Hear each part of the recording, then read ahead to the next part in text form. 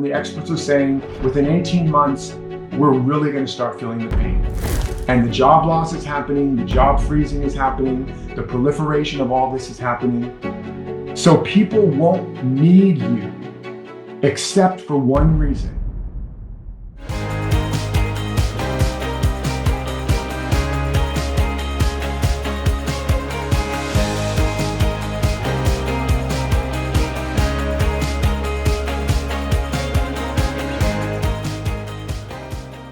It's wonderful to be here. I had a very interesting night last night. So I barely slept.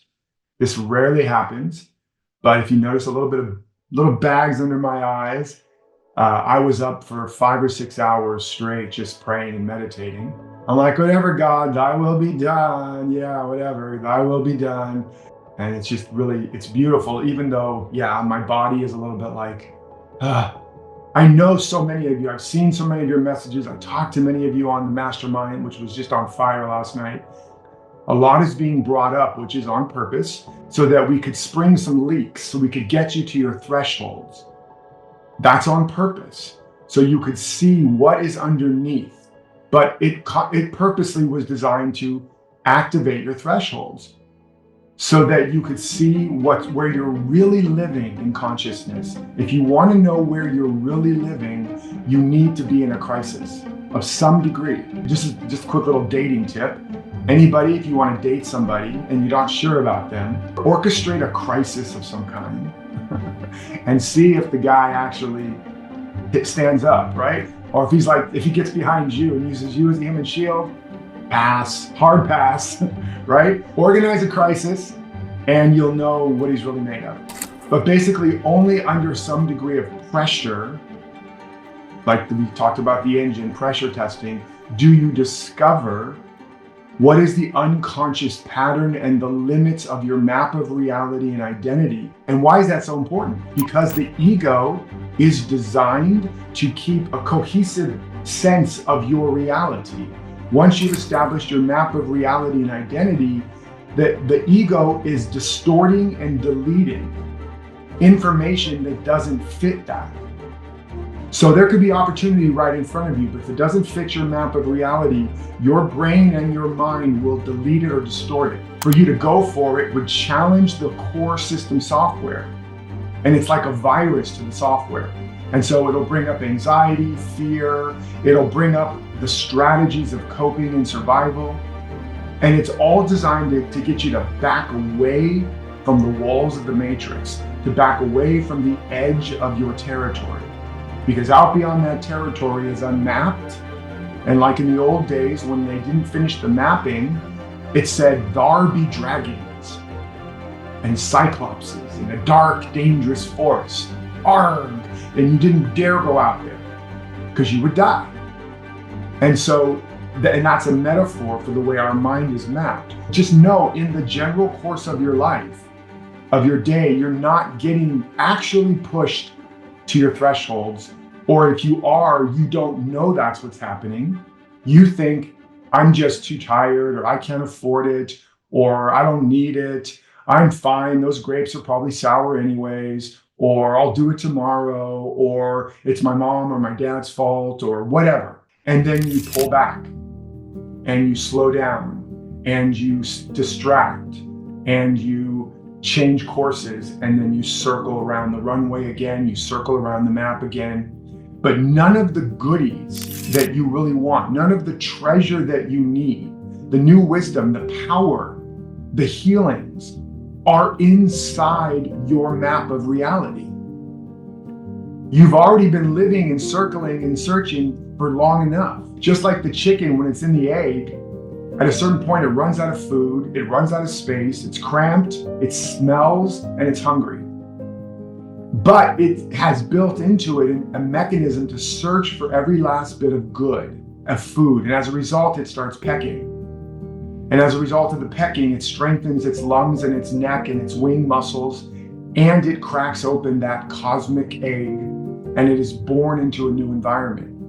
So we have to create the condition that forces us to crack open our egg, to crack open our map of realities. Again, to the ego, real change is dangerous or death. So for those of you that have felt the resonance that you want to go on this journey, you really want to live the vision that you say you want to live.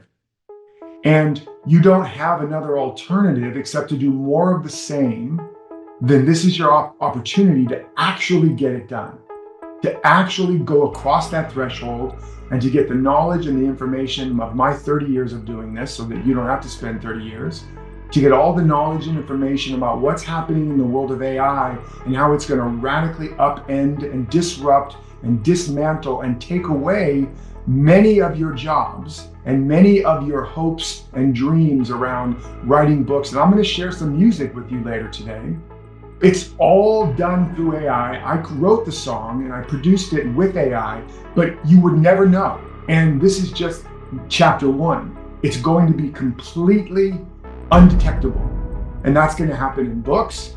As I said yesterday, instead of 1 million books a year, there's going to be 10 million, then 100 million. And not in 10 years, but in like 2.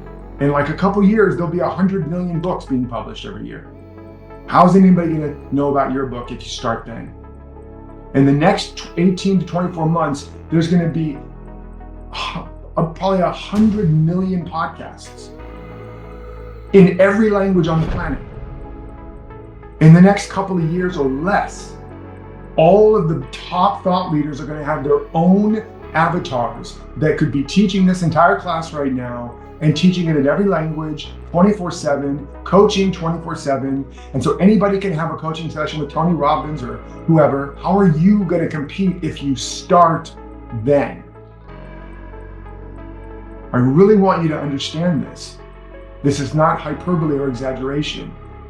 We really are in an Armageddon, not just an apocalypse. And an Armageddon is the destruction of the world constructs as we knew them. It's not literally the destruction of the physical world. It's the destruction of our concepts of the world. It's the destruction of the way of things. And it's going to be ultimately good because everything must die for the new to be born. The seed has to die. The acorn has to die. It can't just keep being a good nut. It has to die. And it has to be reborn as an oak tree. But what I'm going to do, if you are willing to let me, is prepare you so that you are preempting all of this, so that you know what you're made of and what you're made for. You're anchored in a deep understanding and inner standing so that you can have a powerful outer standing, so that you stand out and you become outstanding. If you don't want that, what do you want? I just want to be average, status quo. I encourage you to engage your body. Keep coming into alignment with what you want. Show up. Let it be fully embodied. This is coming. We can't stop it. The last industrial revolution eradicated 99% of every individual's way of life. It took like 60 to 80 years, and this could take 6 to 8 years or less to completely remake the planet. And the experts are saying within 18 months, we're really going to start feeling the pain. And the job loss is happening, the job freezing is happening, the proliferation of all this is happening. They say now we'll be able to make our own movies with the touch of a button within the next, it's already in the pipeline. So people won't need you except for one reason. Because people will just make their own songs, make their own playlists, make their own books, make their own movies, make their own TV, create their own podcast. Hey, AI, give me a podcast by so-and-so and such about these topics and there you go. Can't tell the difference. So why are they going to want to listen to you? Why are they going to want to read your book or watch your show or look at your art or anything? Because the one thing AI can't do is your specific, lived, embodied wisdom. The number one resource on the planet is not going to be oil or information, but your unique wisdom. I know this might be a hard medicine to take. And so you need to know what it is that is unique about you, and that will make you irreplaceable, and that will make you necessary. You won't be able to be commoditized. You will be valuable. And then you need to know how to embed it and embody it in your platform and in your messaging. And ultimately, for many of you, you need to know how to create the offer, launch the offer, promote the offer. You need to know how to begin to master the technologies alongside, because you won't be immediately replaced by a full robot. You'll be replaced by the person who knows how to work with the robots, the person who's made friends with the robots, the person who knows how to use AI to accelerate their growth, their learning, their awakening, their creating. That's the person that's going to replace everybody first. And I'm an expert in this domain now. As I said yesterday, I have a new book coming out in a year called A Whole New Human, the 10 evolutions we must make in order to survive and thrive in the AI age. And I'm going to teach you and embed and embody all of those 10 evolutions in this 6-month journey. So you're going to be prepared inside and out. You're going to be ahead of the game by at least a year. And I'm going to walk you step by step to doing whatever you need to do to get your work out there or to the next level, to create a presence, a beachhead, so that when the wave comes, and it's already cresting, folks, it's not going to drown you. When it comes, you're going to be able to surf it. But I want you to know, if you ever want to get your work in the world as a writer, creator, teacher, author, artist, healer, the time is now. You know, the old Chinese saying, the best time to plant a tree 30 years ago. 3 years ago would have been better. But today is the next best time. And most people have no clue what's happening. And they're not prepared. They're all having a beautiful Sunday picnic on the beach right now, while the tsunami is cresting in front of them. They're distracted by all the weapons of mass distraction. Which, by the way, a whole nother topic, is part of the design, part of the unconscious conspiracy, almost the antichrist energy behind the techno oligarch and the techno movement is mass control. When people are afraid, they let go of their agency. When people feel powerless, they give away their agency to the most powerful person or system. And I'm not saying there's like an individual who's maliciously trying to do it. It is the egoic construct. This could wipe out all jobs and cause such an existential meaning crisis that we have no way to help people cross that chasm. Hello, anybody? CNN, Fox, anybody talking about it? No. They're talking about all the great things it's going to bring us, medical and all these things. And that could come too, but first, it's going to displace a lot of people and a lot of things. So I'm here to prepare you for that, so that you become the next generation of influencers and leaders and artists and change makers that the world is going to be desperate for. And at the very least, you have the agency to live a successful and thriving life of your own. Even if you don't want to build a business or a practice or whatever, you at least need to be prepared to know how to maintain your agency, maintain your own consciousness, your own abundance, your own purpose in this world that will be massively disrupted. Again, I'm not trying to sell you me. I'm trying to sell you you. I'm trying to get as many of you aboard the ark. And I want you, because you are here, you've raised your hand and said, I want to live my life's work. I want to be a change maker. I want to heal. I want to help. And so I need those individuals aboard the ark. And then it doesn't take a lot of people to hold the frequency of transformation and healing. Where 2 or more are gathered, there I am. 10 righteous men can save a city. Throughout all of history, it's been a small group. Jesus and his disciples was a small group. Buddha's initial disciples, small group. The initial people in the Renaissance, small group. It takes a small group to change the world. Remember, humans can survive anything except one thing: the loss of meaning and purpose. When we lose meaning, we die.